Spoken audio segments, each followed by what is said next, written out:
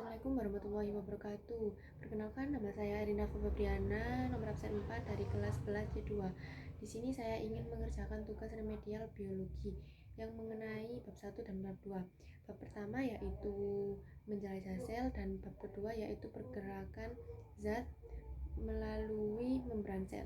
Nah, teman-teman, ayo kita bahas yang bab 1.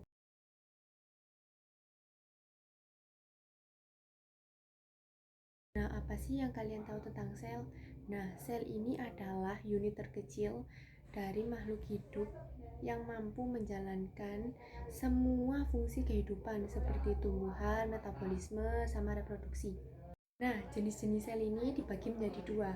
Yang pertama yaitu sel prokariotik yang tidak memiliki inti sel yang terbungkus oleh membran, contohnya itu bakteri dan archaea.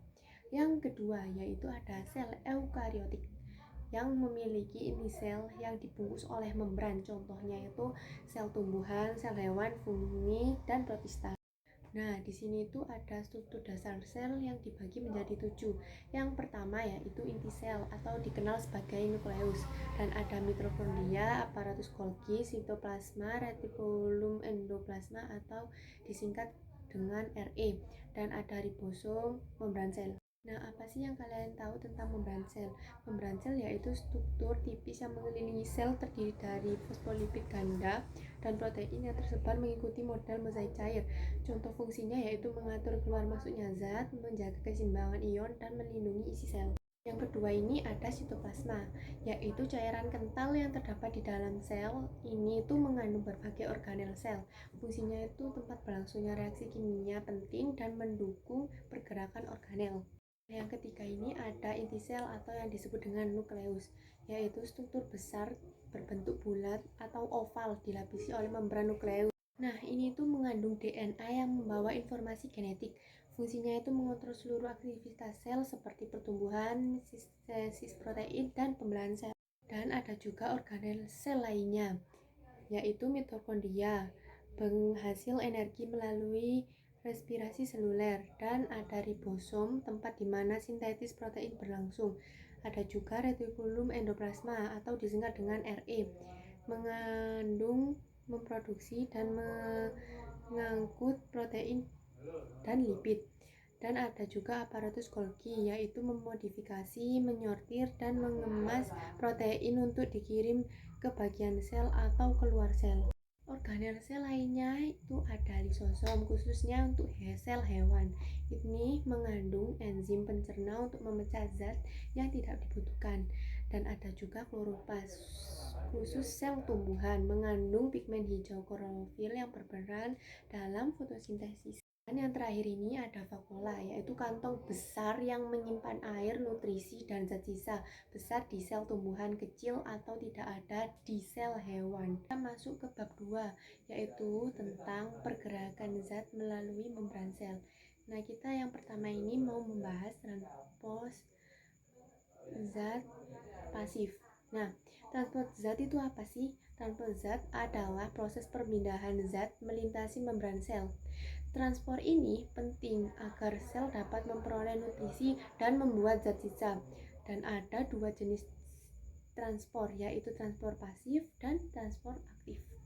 Transport pasif tidak membutuhkan energi karena terjadi mengikuti gradien konsentrasi.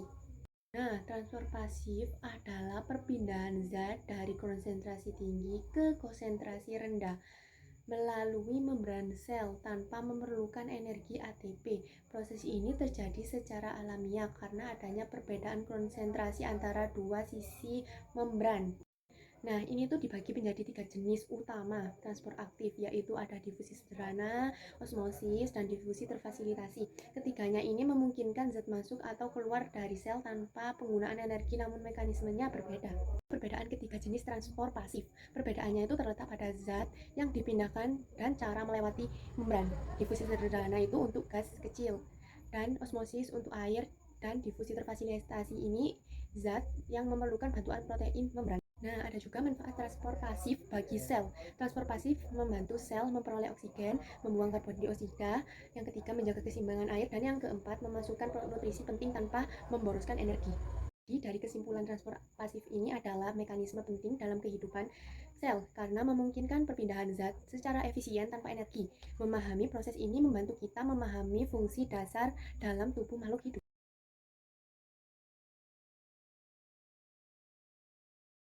Transfer aktif adalah proses pergerakan zat melalui membran sel yang membutuhkan energi, biasanya dalam bentuk ATP, untuk memindahkan zat dari konsentrasi rendah ke konsentrasi tinggi. Ini bertentangan dengan gradien konsentrasi atau biasanya itu melawan dengan gradien konsentrasi. Namun, 3 ciri-ciri transfer aktif. Yang pertama yaitu memerlukan energi atau ATP. Yang kedua ada zat bergerak melawan gradien konsentrasi. Dan yang ketiga menggunakan protein.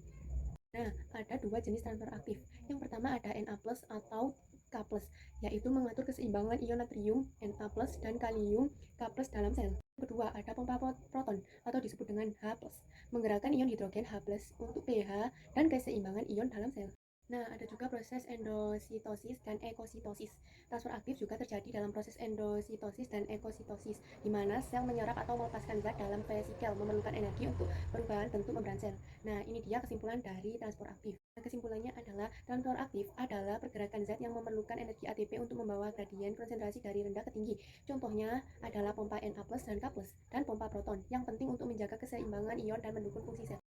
Nah, itu saja yang bisa saya sampaikan. Mohon maaf bila ada kekurangan. Sekian dari saya. Wassalamualaikum warahmatullahi wabarakatuh.